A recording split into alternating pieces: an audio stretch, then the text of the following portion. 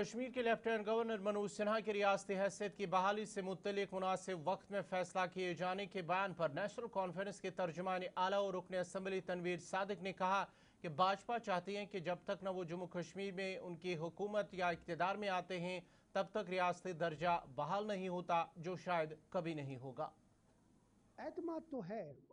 کس کو نہیں اس ملک کے وزیر اعظم اور گرہ منتری پہ اعتماد نہیں ہوگا؟ بالکل ہے، لیکن جموں کشمیر کے لوگ یہ کہتے ہیں کہ ہم سے وعدہ کیا گیا تھا کہ پہلے ڈیلیمیٹیشن ہوگا، اس کے بعد الیکشن ہوگا، اس کے بعد سٹیٹ ہوڈ ریسٹور ہوگا۔ تو خدا کے لیے مجھے بتائیے کہ اگر یہ دو چیزیں ہوئیں تو سٹیٹ ہوڈ میں کیا رکاوٹ ہے؟ بڑھ چڑھ کے لوگوں نے حصہ لیا، ایک فل میجورٹی دے دی نیشنل کانفرنس کو، اور اس کے بعد مجھے یہ بتائیے رکاوٹ کس چیز کے لیے ہے اور اپروپریٹ ٹائم کب آئے گا؟ اب 1.5 سال ہو چکا ہے اس حکومت کو،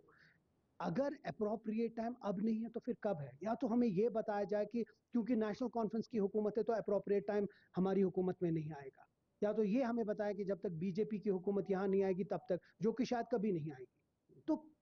کس چیز کے لیے رکاوٹ ہے؟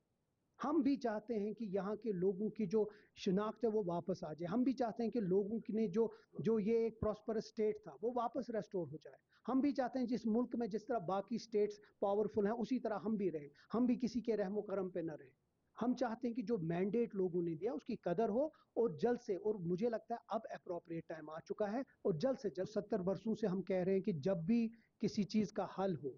اس چیز کا حل بات چیت سے ہوگا، اور شاید ہمارے چاہے وہ اٹانومی رپورٹ ہے، ہماری چاہے کسی بھی چیز، جب بھی کوئی بھی پلیٹ فارم پہ نیشنل کانفرنس اور کی لیڈرشپ نے بات کی ہے، ہمیشہ ہم نے یہ کہا ہے کہ بات چیت ہی ہر کسی کا حل ہے۔ ہاں، حملہ ہے، حملے کا بالکل حق بنتا ہے اس ملک کا اس کے اوپر ریٹیلیٹ کرنے کا، لیکن الٹیمیٹلی جو